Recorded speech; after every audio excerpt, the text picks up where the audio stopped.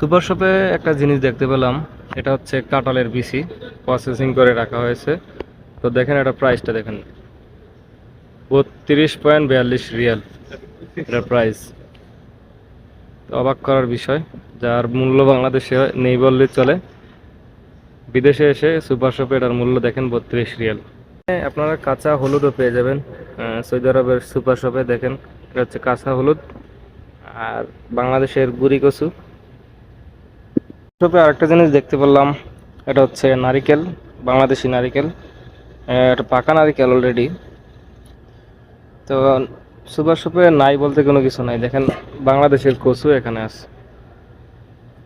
তো অনেক দাম এগুলোর, যে 23 রিয়ালে প্রায় কচুর দাম। এটা হচ্ছে ইন্ডিয়ান কচু আর নারিকেলটা হচ্ছে বাংলাদেশের। দেখেন কিভাবে প্রসেসিং করে রাখা হয়েছে। পানি পানিও আছে এটার ভিতরে।